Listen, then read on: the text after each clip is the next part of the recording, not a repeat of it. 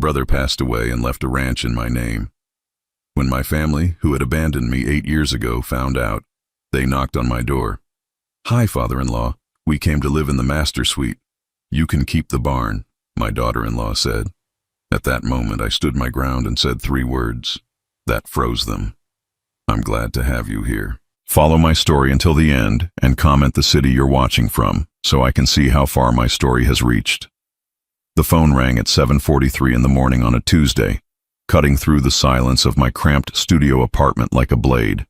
I'd been up since 5:30, same as every day for the past 8 years, making instant coffee and staring out at the parking lot of the Sunrise Manor complex where I'd been living since my world fell apart. I almost didn't answer. The only calls I got were from bill collectors or the occasional wrong number. But something made me reach for that old flip phone, the one Marcus had mocked mercilessly before he kicked me out of what used to be my own home. "Alan Whitmore?" The voice was professional, distant. Speaking. "This is James Morrison from Morrison & Associates. I'm calling regarding your brother, Alan Whitmore." My stomach dropped. Alan and I hadn't spoken much lately, maybe a Christmas card here and there, but he was the only family member who hadn't completely written me off 8 years ago when everything went to hell. "What about Alan? I'm sorry to inform you that your brother passed away 3 days ago. Heart attack. He was found in his study at the ranch." The words hit me like a physical blow. I sank into the threadbare armchair I'd bought at a garage sale, the one with the broken spring that poked through the cushion. Alan, gone, just like that. "Sir, are you there?" "Yes, I'm here. I know this is difficult, but I need to discuss his will with you. You're listed as the primary beneficiary." I laughed, a bitter sound that surprised even me. There must be some mistake. Alan barely knew me anymore.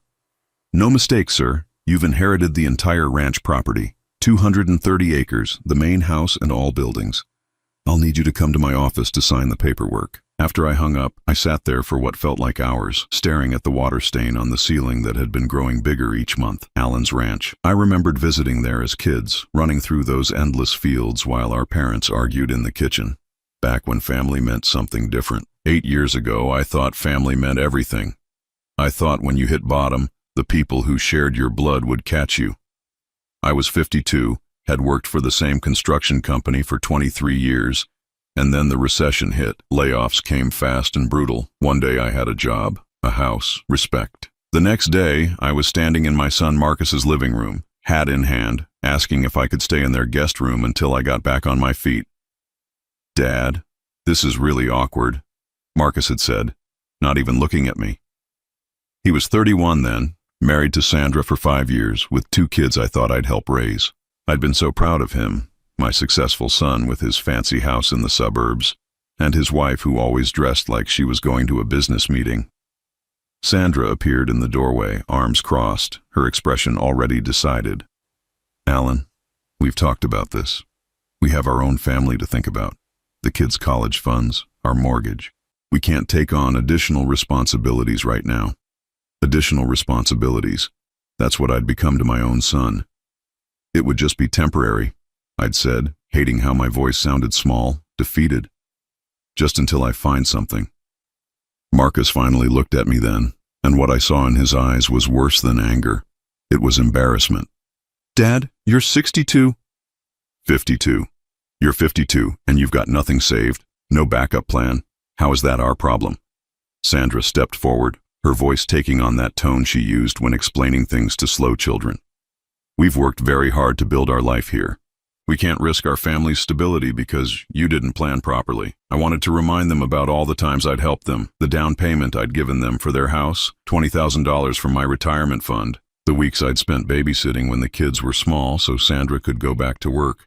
The countless weekends I'd fixed things around their house, painted rooms, built the deck where they entertained their friends, but standing there in their perfect living room, surrounded by family photos that somehow all seemed to exclude me, I realized that none of that mattered. I wasn't their father anymore. I was their failure. "There's a motel on Highway 67, Sandra had said, already walking toward the front door.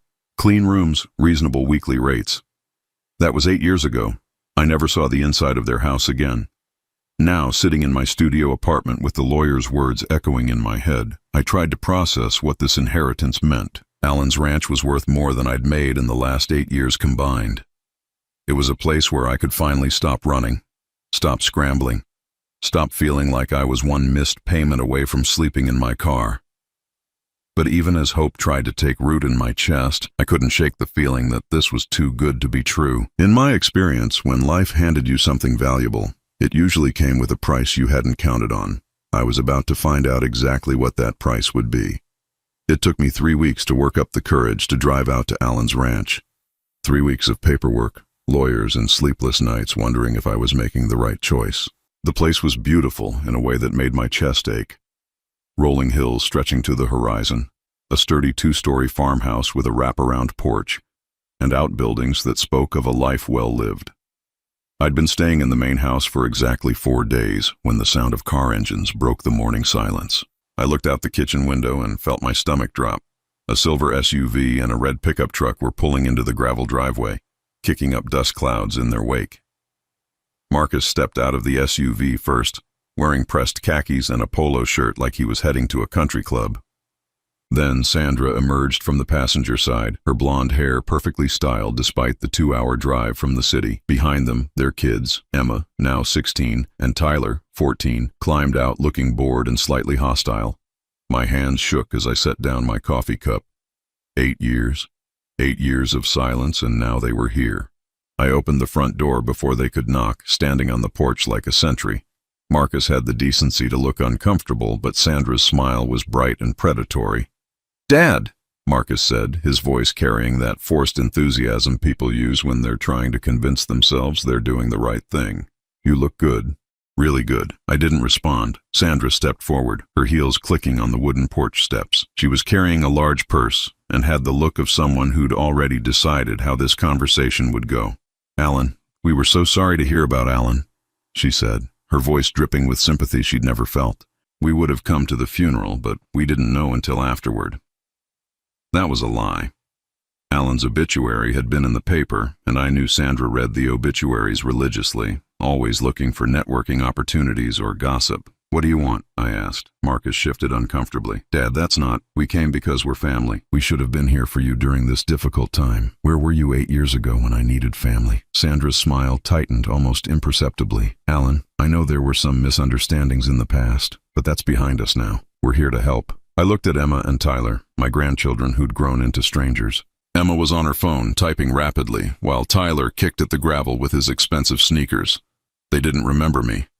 Why would they? They'd been 8 and 6 when their parents decided I wasn't worth keeping around.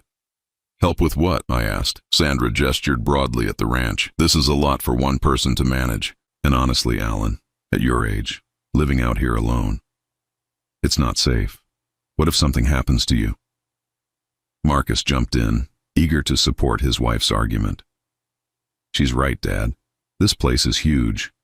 We've been talking, and we think the best solution is for us to move out here with you. Share the responsibilities." I felt something cold settle in my stomach. "Share the responsibilities." "Exactly," Sandra said, her eyes bright with excitement. "We can take the master suite upstairs. It's perfect for our family. You can have the guest room, or—" She paused, looking around with barely concealed calculation. "Maybe you'd be more comfortable in the converted apartment above the barn.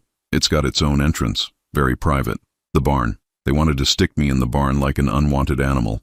"We've already talked to the kids about changing schools," Marcus continued, warming to his theme. "Tyler's excited about the idea of living on a ranch, aren't you, son?" Tyler looked up from his phone long enough to shrug. "I guess." Emma finally spoke, her voice carrying the entitled whine I remembered from when she was small. "Do we really have to live here? There's like nothing to do, and the Wi-Fi probably sucks." "It's temporary," Sandra said quickly, shooting her daughter a warning look. "Just until we get everything sorted out." Everything sorted out. I knew what that meant. They'd move in, take over, and gradually push me out of my own inherited home. I'd become the hired help on my own property. "No," I said. Sandra blinked. "Excuse me?" I said no, you're not moving in. Marcus stepped forward, his face flushing. "Dad, be reasonable. We're trying to help you here. The same way you helped me 8 years ago. Sandra's mask slipped for just a moment, revealing the calculating hardness underneath. Alan, I think you're being a bit unfair. We were in a difficult position then. We had young children to think about, and now you have older children who need college funds, I said. Funny how your difficult positions always seem to involve my money. That's not what this is about, Marcus said, but his voice lacked conviction. Sandra put her hand on Marcus's arm, a subtle signal I'd seen her use 100 times to control conversations. Perhaps we should discuss this inside, like civilized adults. There's nothing to discuss. You need to leave. Sandra's smile became razor sharp. Alan, I don't think you understand the situation. This ranch is worth quite a bit of money. Property taxes alone must be eating through whatever savings you have left, and the maintenance costs. She shook her head sympathetically. You can't possibly afford this on your own. That's my problem. It becomes our problem when you lose the place and come begging for help again, Sandra said, her voice dropping its pretense of warmth. At least this way, we can keep it in the family. Keep it in the family. As if they'd ever considered me family when it mattered. Marcus looked genuinely distressed now, caught between his wife's ambitions and whatever fatherly feelings he might still harbor. Dad, just think about it. We could make this work. We could be a family again. For a moment, I wavered. The loneliness of the past 8 years pressed down on me like a weight. These were my grandchildren, my only son. Maybe Sandra was right. Maybe I couldn't handle this place alone.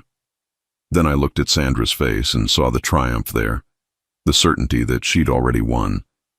She was already mentally redecorating the master bedroom, already planning how to squeeze me out.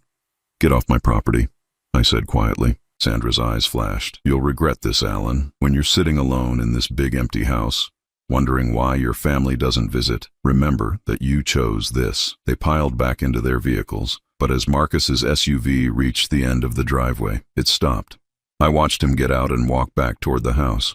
He came alone this time, his shoulders slumped in defeat. Dad, he said when he reached the porch, I'm sorry about everything.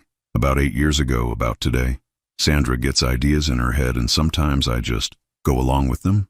He nodded, looking more like the little boy I used to teach how to throw a baseball than the successful man he'd become. She found out about the inheritance from Cousin Robert.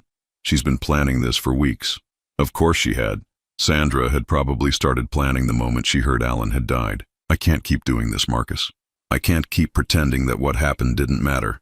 I know, I hoped maybe we could fix things.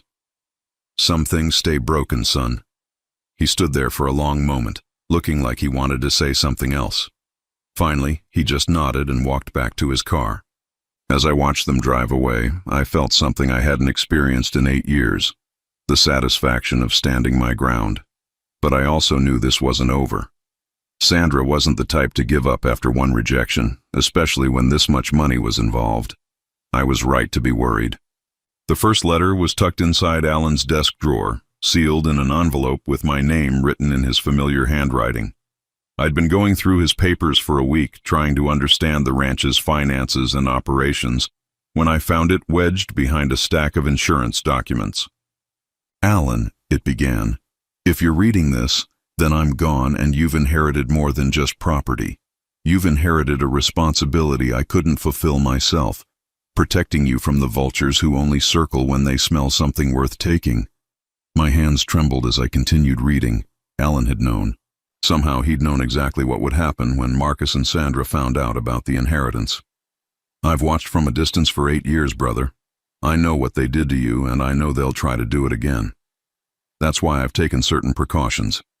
The second letter was in the barn, hidden inside an old coffee can on the highest shelf. Finding it felt like a treasure hunt Alan had designed specifically for me. This one was longer, more detailed, and it contained information that made my blood run cold. Alan had documented everything. He'd hired a private investigator to keep tabs on Marcus and Sandra's finances. The glossy lifestyle they'd been flaunting was built on credit cards and loans.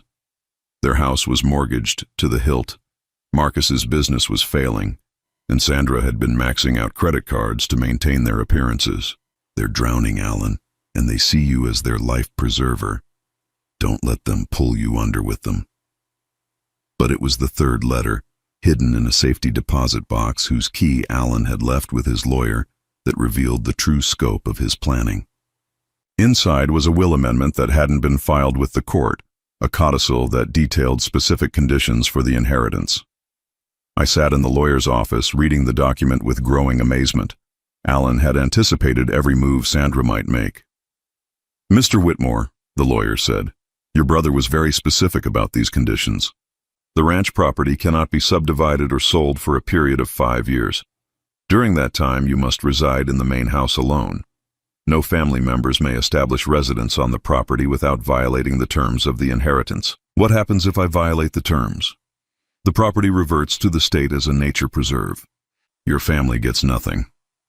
Alan had effectively made it impossible for Marcus and Sandra to move in, while ensuring I couldn't be pressured into selling and splitting the proceeds with them. It was brilliant, and it was exactly the kind of protective gesture I should have expected from my brother. But Alan's precautions went even further.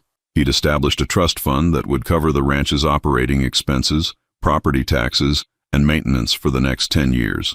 He'd also left detailed instructions for ranch management, including contacts for reliable workers and neighboring ranchers who could provide advice. The final surprise was in a sealed envelope marked "Open only if they come back." They came back on a Thursday afternoon, 3 weeks after their first visit.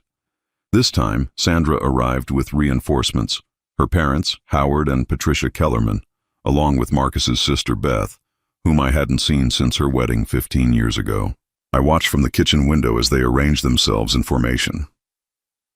Sandra directed the group like a general positioning troops for battle. Howard carried a briefcase, Patricia had a camera, and Beth looked uncomfortable but determined. Sandra knocked on the front door with the confidence of someone who believed she held all the cards. When I opened it, she was wearing a black dress and her most sympathetic expression.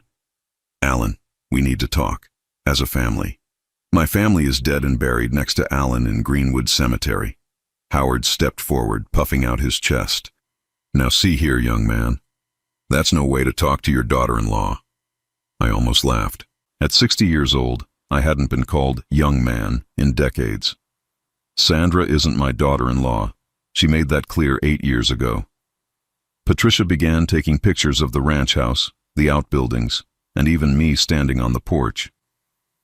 "For the insurance assessment," she explained when I stared at her. "What insurance assessment?" Sandra's smile was predatory. "Alan, we've been doing some research. This property requires significant liability coverage, especially if you're living here alone.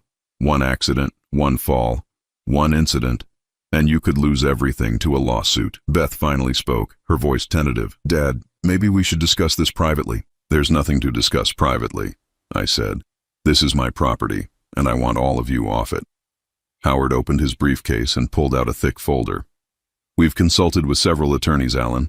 There are grounds for contesting Alan's will, particularly given your relationship with your son's family. A court might find it unreasonable for a man of your age to manage such a large property alone. Are you threatening me?" "We're offering you a partnership," Sandra said smoothly. "We move in, share the responsibilities and the expenses, and everyone benefits. Otherwise." She shrugged. "Well, legal battles are expensive and exhausting. At your age, is that really what you want?"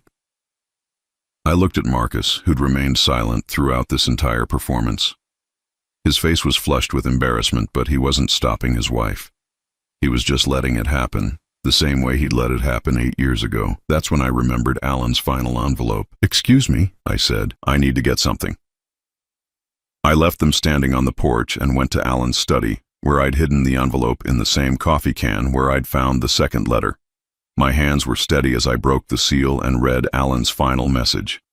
"Alan, if they're pushing legal action, show them the photographs. If they're threatening you financially, show them the bank statements. If they're claiming you're incompetent to manage the property, show them the medical evaluation. I've given you everything you need to fight back. Use it." Inside the envelope were copies of the private investigator's report, including photographs of Sandra at expensive restaurants and shopping centers, while Marcus's business was supposedly struggling. There were bank statements showing cash advances from multiple credit cards and documentation of 3 different loans they'd taken out using their house as collateral. But the most damaging evidence was a recording the investigator had made of Sandra at a coffee shop, talking to a friend about her plans for the ranch. "The old man's probably going senile anyway." Sandra's voice was clear on the recording. "Once we get him declared incompetent, we can take control of everything. That ranch has got to be worth at least $2 million. We could subdivide it, sell off parcels, make enough to pay off all our debts, and still have plenty left over." I walked back to the porch holding the folder Alan had prepared. Sandra was in the middle of explaining how they could convert the barn into a second residence when I interrupted her. "Sandra, how's Marcus's business doing these days?" She blinked, caught off guard by the question. It's doing fine. Why?" "Really?" "Because according to these financial records, you've borrowed against your house 3 times in the past 2 years. And these credit card statements show you're carrying over $40,000 in debt." The color drained from Sandra's face. Howard stepped forward. "Where did you get those?" "Alan hired a private investigator. He was very thorough." I pulled out the photographs. "Here's Sandra at Le Bernardin last month having lunch with her sister. The bill was $347. And here she is at Nordstrom, buying a handbag that costs more than my monthly rent used to." Marcus stared at the photos, his face growing pale. "Sandra, you told me you were meeting with clients." "I was networking," Sandra said quickly. "Business expenses. Business expenses for a company that's hemorrhaging money?" I pulled out the final piece of evidence. "Would you like to hear what Sandra really thinks about our family reconciliation?" I pressed play on the small recorder Alan had left with the evidence. Sandra's voice filled the air, her words about declaring me incompetent and subdividing the ranch hanging in the silence like a death sentence. Beth gasped. Patricia stopped taking pictures. Howard closed his briefcase with a sharp snap. Marcus looked at his wife with an expression I'd never seen before. Complete betrayal mixed with dawning understanding. "You planned this," he said quietly. "You've been planning this since the day we found out about the inheritance." Sandra's composure finally cracked. "Marcus, I can explain." "Explain what? How you've been lying to me for weeks? How you've been spending money we don't have while our son's college fund sits empty?" "We needed this, Marcus. We need this ranch." "No," I said quietly. "You wanted this ranch. There's a difference." The family meeting dissolved into chaos. Howard and Patricia hurried to their car, unwilling to be associated with Sandra's exposed scheme. Beth mumbled an apology and followed them. Marcus stood on my porch, staring at his wife like he was seeing her for the first time. 8 years, he said finally. 8 years you've been telling me Dad was the problem, that he was irresponsible, that he made his own bed." "He did make his own bed," Sandra snapped, her mask completely gone now. "He lost his job, lost his house, came crawling to us for help. We had every right to protect our family." "Our family," Marcus repeated. "What about his family? What about the fact that he's my father?" Sandra's laugh was bitter. "Your father is a loser, Marcus. He always has been. The only reason we're even here is because his brother took pity on him." That was the moment I saw something break in Marcus's face. Whatever hold Sandra had maintained over him for the past 8 years finally snapped. "Get in the car," he told her. "Marcus, get in the car, Sandra. We're leaving. As they drove away, I noticed Marcus wasn't following Sandra's vehicle. They were going in opposite directions, and somehow I knew they wouldn't be arriving at the same destination. Alan had given me more than a ranch. He'd given me the tools to fight back and the strength to use them. Marcus called me 3 days later. I was sitting on Alan's porch watching the sunset over the pasture when my old flip phone rang. For a moment I considered not answering. The past few weeks had been peaceful, and I wasn't sure I was ready to let the chaos back in. "Dad?" His voice was raw, like he'd been crying or shouting or both. "Marcus, can I come see you? Alone this time. Sandra's staying at her mother's house." I almost said no. After everything that had happened, after all the years of silence and rejection, the safe thing would have been to maintain my distance. But something in his voice reminded me of the little boy who used to help me fix things in the garage, who'd bring me coffee on Saturday mornings while I worked on projects around the house. "All right, but just you." He arrived an hour later in a pickup truck I didn't recognize, looking like he hadn't slept in days. His usually perfect hair was disheveled, his clothes wrinkled. When he climbed the porch steps, I could see the weight of the past few days in his shoulders. "New truck?" I asked. "Rental. Sandra took the SUV when she left." He settled into the chair beside me, staring out at the fields. She cleaned out our checking account too. $12,000. Gone. I didn't respond. There wasn't much to say that wouldn't sound like, "I told you so." "I've been thinking about that recording," Marcus continued. "About what she said. About you being senile. About taking control of the ranch. The worst part is, I knew she was planning something. I knew it. And I went along with it anyway." "Why?" Marcus was quiet for a long time. "Because it was easier than admitting I'd made a mistake 8 years ago. It was easier than facing what we'd done to you."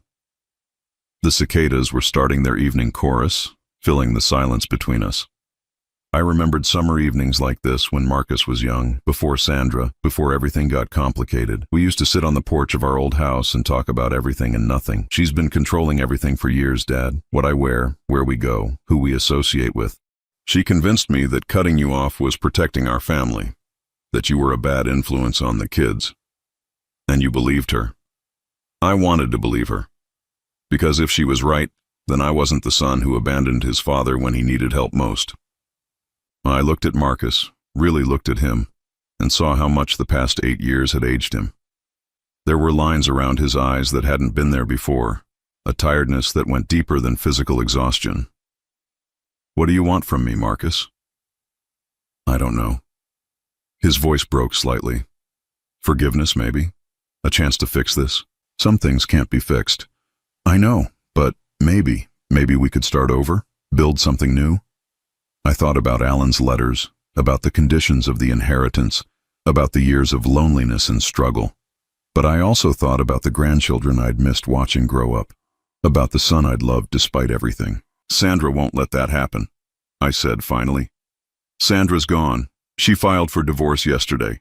Turns out she's been having an affair with her personal trainer for the past 6 months. She took the kids to her mother's house and hired a lawyer who specializes in taking men for everything they're worth." I felt a strange mix of satisfaction and sadness. Satisfaction because Sandra's true nature had finally been exposed. Sadness because I could see how much it was destroying Marcus. "I'm sorry." "Don't be. You tried to warn me years ago, remember? When we first got engaged, you pulled me aside and said something felt off about her. I got angry, told you to mind your own business." I did remember. Marcus had been 26, head over heels in love with a woman who seemed too perfect, too polished, too calculating. But he was an adult, and I'd learned to keep my opinions to myself. "The kids blame me," Marcus continued. "Emma won't even talk to me. Tyler just stares at me like I'm a stranger, and maybe I am. Maybe I've been a stranger to everyone, including myself." We sat in silence as the sky darkened and the first stars appeared. I found myself thinking about Alan, about the conversations we'd had over the years about family, about responsibility, about the difference between being a father and being a parent. "There's something else," Marcus said. "The business is bankrupt. Has been for months. Sandra knew, but she kept spending anyway. I've got about 6 weeks before I lose the house. What will you do?" "I don't know. Find an apartment somewhere, I guess. Try to rebuild from nothing, again." The irony wasn't lost on me. 8 years ago, I'd been in exactly the same position, and Marcus had turned me away. Now he was facing the same uncertain future, the same humiliation of starting over in middle age. "Dad," Marcus said, his voice barely above a whisper.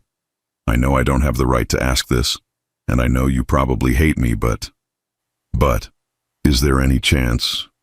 Could I maybe stay here for a while? I can work, help with the ranch. I don't need much space. The barn apartment, or even just a couch. I don't have anywhere else to go." There it was, the moment I'd been dreading and anticipating since the day I inherited the ranch.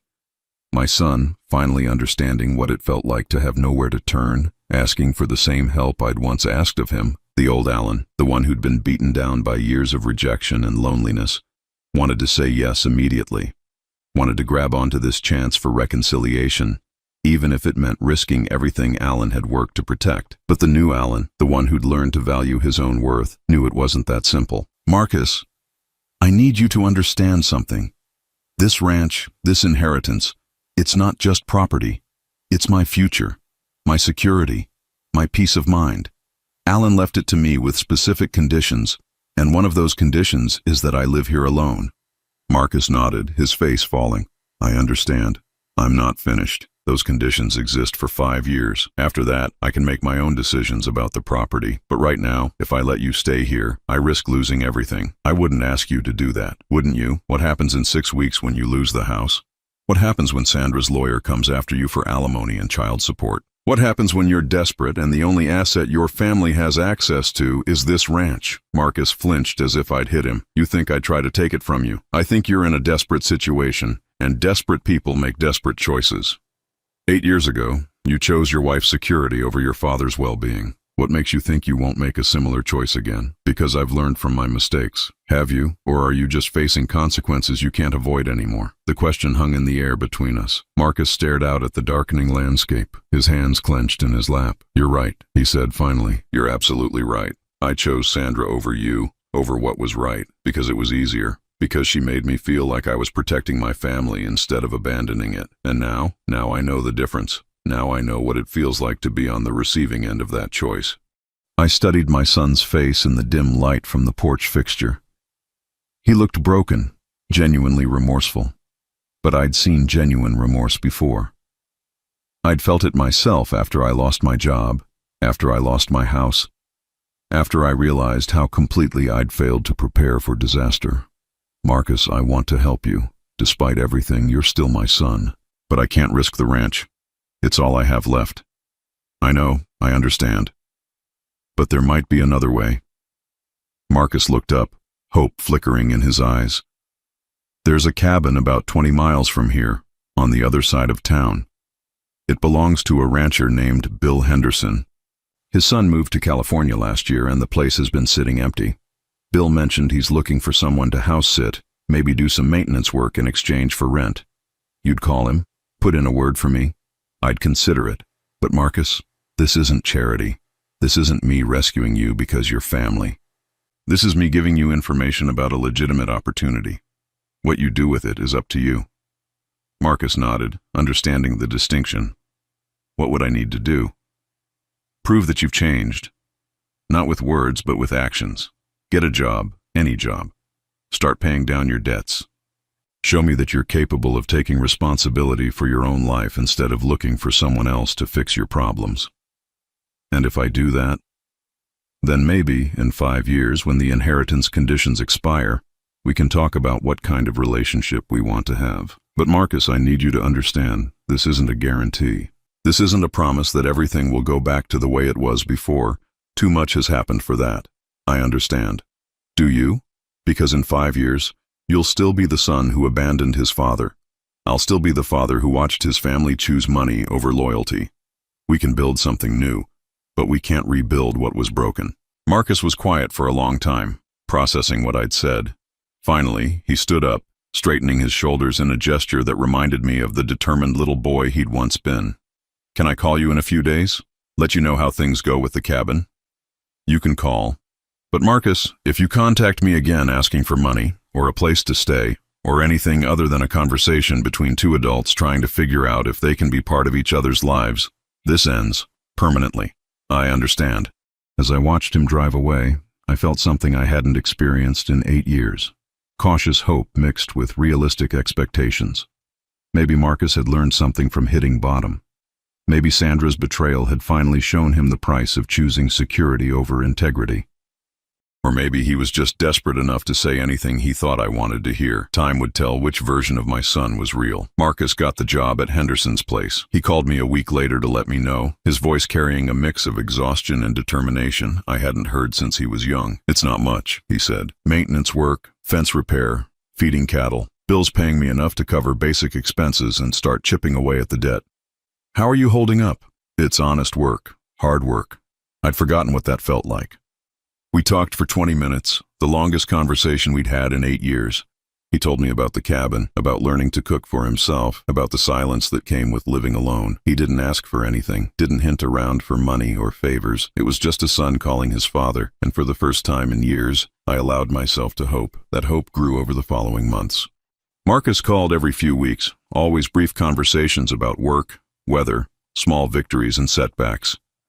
He'd gotten a second job at the feed store in town. He'd started attending meetings for divorced fathers. He was slowly, methodically, rebuilding his life from the ground up. Meanwhile, Sandra had remarried her personal trainer and moved to Phoenix with my grandchildren. Marcus saw them twice that first year, brief visits that left him hollow-eyed and quiet. But he kept working, kept paying his debts, kept proving that he could survive on his own. It was during one of our phone calls, about 8 months after that confrontation on the porch, that Marcus mentioned something that caught my attention. "Dad, have you ever been up to the North Pasture, the area past the big oak grove?" "A few times." "Why?" "I was helping Bill move some cattle yesterday, and we went past your property line.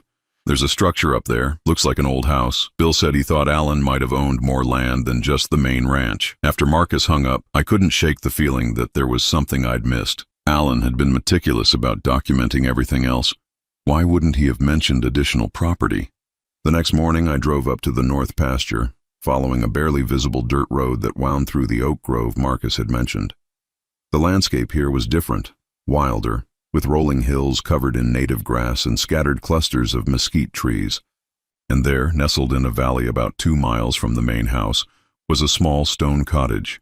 It was beautiful in its simplicity: rough-hewn limestone walls, a metal roof weathered to a soft gray, windows that caught the morning light like jewels, a covered porch stretched across the front, and mature oak trees provided natural shade. The whole place had an air of peaceful isolation that made my chest tight with unexpected emotion.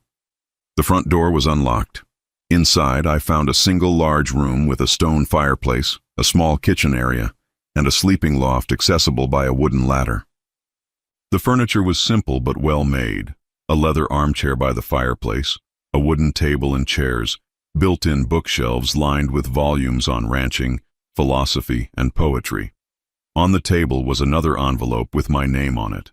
"Alan," Alan's letter began, "if you found this place, then you're starting to understand the true scope of what I've left you. This cottage sits on 50 acres that are legally separate from the main ranch property. Different deed, different conditions, different inheritance rules." My hands shook as I continued reading. "I bought this land 15 years ago as a retreat, a place to come when the world got too complicated. But I've always intended it for you.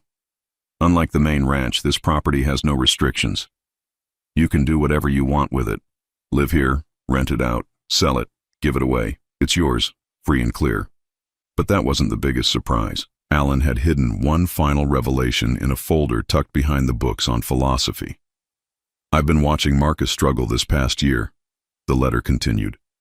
"I know you've been talking to him, and I know you're trying to decide whether to trust him again. This cottage might be the answer to both your problems." Inside the folder were architectural plans for expanding the cottage into a small retreat center. Alan had consulted with contractors, gotten cost estimates, even applied for preliminary permits. His vision was detailed and thoughtful: 6 small cabins scattered around the main cottage, a common area for meals and gatherings, walking trails through the surrounding hills. "I've left enough money in a separate trust to fund the construction," Alan's notes explained. "The cottage could become a retreat for older men who've lost their families, their homes, their sense of purpose. Men like you were 8 years ago. Men like Marcus might be now." I sat in that peaceful cottage for hours, reading through Alan's plans and trying to process what he'd envisioned. My brother had seen something I hadn't, a way to turn our shared experience of abandonment into something that could help others. But more than that, he'd given me a choice. I could keep the cottage as my private retreat, or I could use it to build something larger. And if I chose to build, I'd need help managing the project. That evening, I called Marcus. "How would you feel about a career change?" I asked. "What do you mean?" "I found something today, something Alan left behind, and I think I might have a proposition for you." 3 days later, Marcus drove up to the cottage. I'd waited for him on the porch, watching as his face changed from curiosity to amazement as he took in the setting. "Dad, this place is incredible. How long has it been here?" "Alan built it 15 years ago. He left it to me, along with plans for something bigger." I showed him the architectural drawings, the business plan, the trust fund Alan had established. Marcus studied everything with the same careful attention he'd once given to his failed business ventures, but this time there was something different in his approach. Less desperation, more genuine interest. "A retreat center," he said finally, "for men who've lost everything. Men like us." Marcus looked up from the plans, meeting my eyes. "Men like us," he repeated. Dad, this is exactly what I needed 8 years ago. A place to go, work to do, people who understood what I was going through. The question is whether you'd be interested in helping me build it. As an employee, as a partner. Alan left enough money to fund construction, but I'd need someone to manage the project. Someone who understands what it's like to start over, what these men would be facing. Marcus set down the plans, his expression serious. What would that mean? Partnership. It would mean you'd have a real stake in the retreat's success. A percentage of any profits, decision-making authority, a legitimate role in something meaningful. But Marcus, it would also mean proving you can handle responsibility without family pressure, without someone else making the decisions for you, and the conditions on the main ranch. Those stay in place for 4 more years. The cottage property is separate, legally and financially. But Marcus, if we do this together, we do it as business partners, not as father and son trying to fix our relationship through work. Marcus was quiet for a long time, staring out at the hills surrounding the cottage. I'd want to modify some of these plans, he said finally. Add a workshop area, maybe space for group counseling, and I think we should include some kind of job training component. You've been thinking about this. I've been thinking about what I would have needed, what I still need, honestly. He turned back to me. Dad, I can't promise I won't make mistakes. I can't promise this will fix everything between us, but I can promise I'll work harder on this than I've ever worked on anything in my life. Why? Because for the first time in years, I have a chance to build something instead of just trying to save what's already broken. I looked at my son, seeing not the desperate man who'd asked for shelter 6 months ago, but someone who'd learned to value honest work and second chances. Someone who might actually be capable of helping other men find their way back from the edge. All right, I said, let's build something. Marcus smiled, the first genuine smile I'd seen from him since he was a boy. When do we start? We start by you proving you can finish what you've already started. Keep the job with Henderson until the retreat's ready for construction. Show me you can see a commitment through even when something better comes along. How long will that take? The permits will take 6 months minimum. Construction could take a year after that. Are you willing to wait? Marcus nodded without hesitation. I've waited 8 years to have a real conversation with my father. I can wait another 1.5 years to build something meaningful with him. As we walked back to our vehicles, Marcus stopped and turned to look at the cottage one more time. Dad, what made Alan think of this? The retreat center idea. I thought about Alan's letters, about his years of watching from a distance, about the careful way he'd planned every aspect of my inheritance. I think he understood something about second chances that it took me too long to learn. What's that? That they're not about going back to who you were before. They're about becoming who you were meant to be all along. We shook hands in the fading light, and for the first time in 8 years, it felt like I was shaking hands with my son. 2 years later, I stood on the porch of the main cottage watching the sun rise over what had become the Whitmore Retreat Center. 6 small cabins dotted the hillside, each one designed to house 2 men who needed time and space to rebuild their lives. The common building where we shared meals and held evening discussions was already full of morning sounds. Coffee brewing, quiet conversations, the comfortable rhythm of men who'd found their footing again. Marcus emerged from the workshop, wiping sawdust from his hands. At 45, he looked healthier than he had in years, his face weathered from outdoor work but peaceful in a way I hadn't seen since he was a child. The retreat had been good for him, giving him purpose beyond just surviving. Morning, Dad. Frank and Robert are finishing up their furniture projects today. Both of them have job interviews lined up for next week. Frank was a 62-year-old machinist whose wife had left him after 30 years of marriage, taking their house and most of their savings. Robert was 57, a former accountant who'd lost everything in his partner's embezzlement scheme. They'd both arrived at the retreat broken and bitter, but 6 months of honest work and community had given them back their sense of worth. How are they feeling about the interviews? Nervous but ready. Frank's got an offer from the machine shop in town, and Robert's been working with the county on their bookkeeping system. Both of them want to stay local. That was something we'd discovered over the past year. Men who found stability at the retreat often wanted to remain in the area. We'd helped 7 men transition back into independent living, and 5 of them had stayed within 50 miles of the center. They'd formed their own informal support network, meeting for coffee every Saturday morning in town. Any word from social services about the state inspection? They'll be here Thursday, but I'm not worried.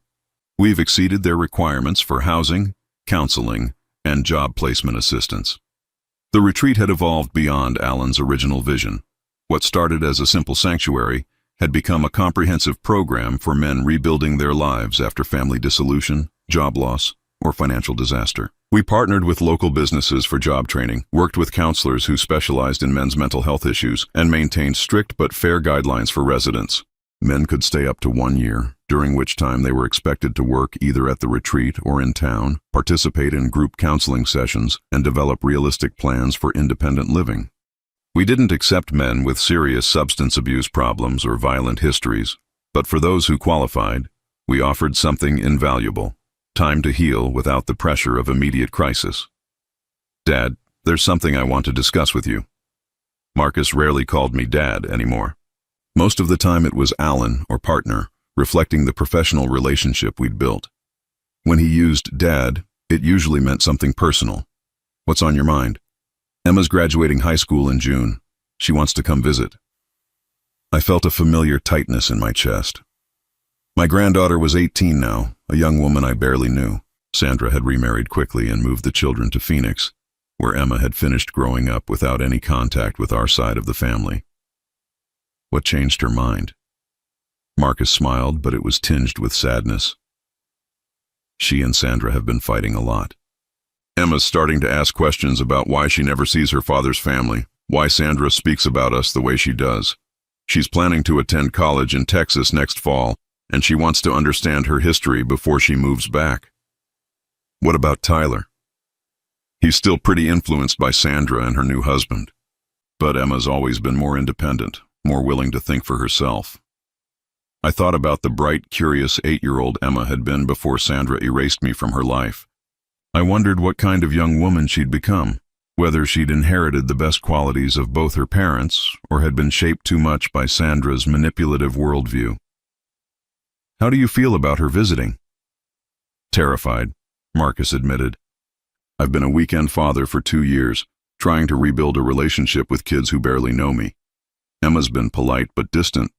This could be our chance to really connect, or it could be the end of any relationship we might have. And you want her to come here. I want her to see what we've built. I want her to understand that the man who made such terrible choices 8 years ago isn't the same person who's been working to make amends ever since. I understood what Marcus was really asking. He wanted Emma to see him in the context of meaningful work, surrounded by evidence that he'd changed. He wanted her to meet me not as the grandfather who'd been erased from her life, but as someone who'd built something worthwhile from the ashes of family destruction. What if she doesn't like what she sees? What if she thinks we're running some kind of charity operation for failures?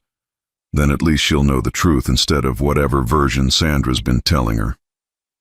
That afternoon, I found myself thinking about family as I walked the trails we'd cut through the hills around the retreat. The word meant something different now than it had 8 years ago when I was standing homeless in Marcus's living room. Family wasn't just about blood relationships or shared histories. It was about people who chose to show up for each other, who did the hard work of maintaining connections even when it wasn't convenient or profitable. The men at the retreat had taught me that. Frank and Robert, who'd become unlikely friends despite their 30-year age difference. Carlos, the former restaurant manager who'd lost everything in a divorce and now helped other residents develop budgets and financial plans. Jim, the carpenter who'd arrived suicidal and desperate and now led our woodworking program with quiet pride. They'd all been abandoned by their families in one way or another, but they'd chosen to build new relationships based on mutual respect and shared experience.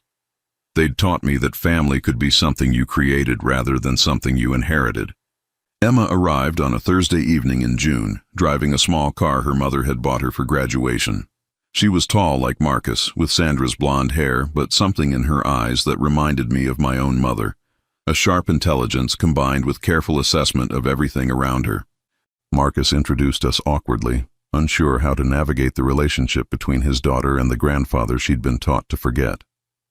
Emma, this is your grandfather, Alan. She shook my hand politely, her grip firm but reserved. It's nice to meet you, sir. Sir, not Grandpa, not even Alan, not even... The formality was like a wall between us, and I understood that earning anything more would require patience and proof. "Welcome to the retreat," I said. "Your father's told me a lot about you. Congratulations on graduating." "Thank you. This place is bigger than I expected." Marcus gave her a tour of the facilities, explaining our programs and introducing her to some of the residents. I watched her face carefully, looking for signs of judgment or dismissal, but what I saw instead was curiosity. She asked thoughtful questions about funding, about success rates, about how we screened applicants. At dinner, she sat between Marcus and me, listening as the evening discussion unfolded. Thursday nights were reserved for men who were preparing to leave the retreat, sharing their experiences and offering advice to newer residents. Frank spoke about the humiliation of moving in with his sister after his divorce, about feeling like a failure at 62. "This place gave me time to remember who I was before everything fell apart," he said.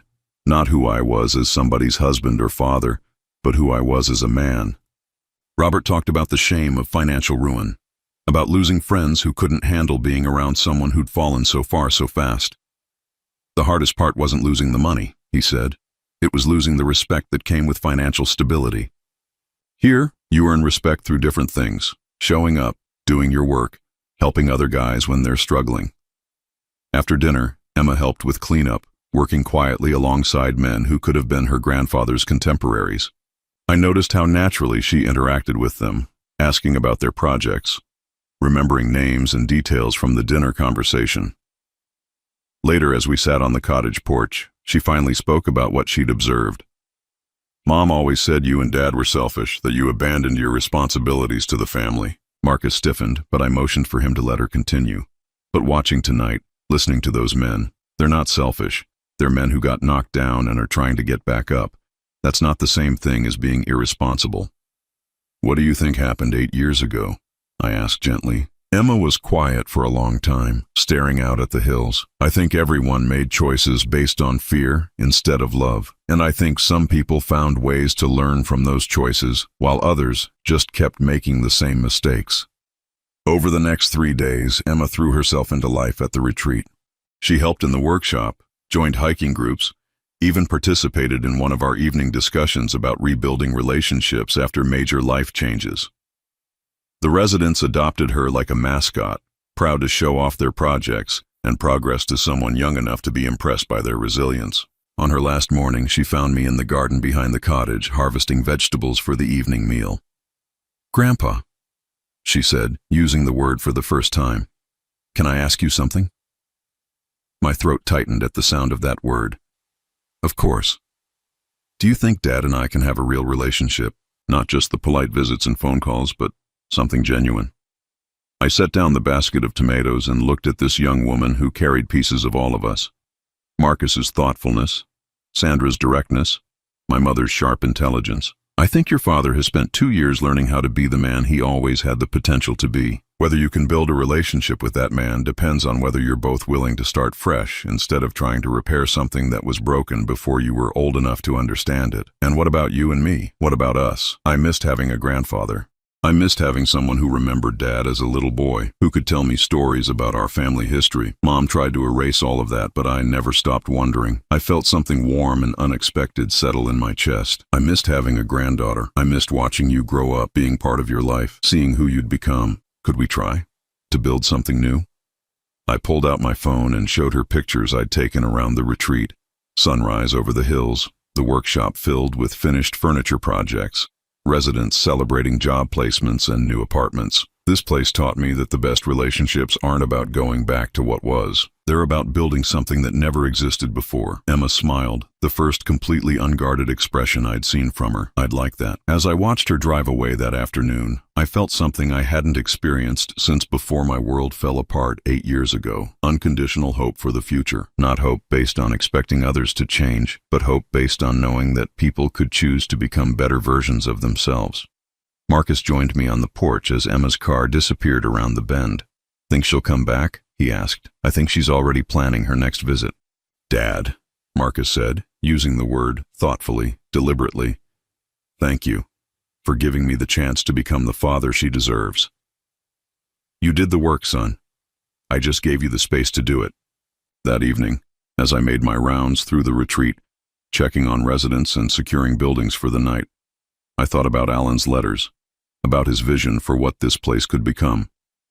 He'd imagined a sanctuary for broken men, a place where they could rebuild their sense of purpose and dignity. But what we'd actually created was something even more valuable, a place where people could learn that being knocked down wasn't the same as being defeated, that losing everything didn't mean you'd lost your worth, and that family could be something you chose to build rather than something you inherited by accident. The retreat was full now, with a waiting list of men who needed what we offered. Marcus and I had plans to expand, to add more cabins and program options. But more than that, we'd built something neither of us could have created alone, a relationship based on mutual respect, shared purpose, and the understanding that second chances were earned, not given. 8 years ago, I'd stood in my son's living room, homeless and humiliated, learning that family could be conditional and cruel. Now I stood in a place I'd built with my own hands, surrounded by men who'd chosen to support each other through their worst moments, understanding that family could also be unconditional and healing. Alan had given me more than a ranch and a cottage. He'd given me the opportunity to discover that losing everything could be the beginning of finding what really mattered. As I turned off the lights and headed home to the main ranch house, I smiled at the thought of Emma's next visit, of the relationship Marcus and I were still building, of the men who would arrive next month looking for hope and finding community instead. Some stories don't end with dramatic victories or perfect reconciliations. Some stories end with the quiet satisfaction of work well done, relationships carefully tended, and the knowledge that you've built something worth keeping. This was one of those stories. Now I'm curious about you who listened to my story. What would you do if you were in my place? Have you ever been through something similar? Comment below, and meanwhile, I'm leaving on the final screen 2 other stories that are channel favorites, and they will definitely surprise you. Thank you for watching until here.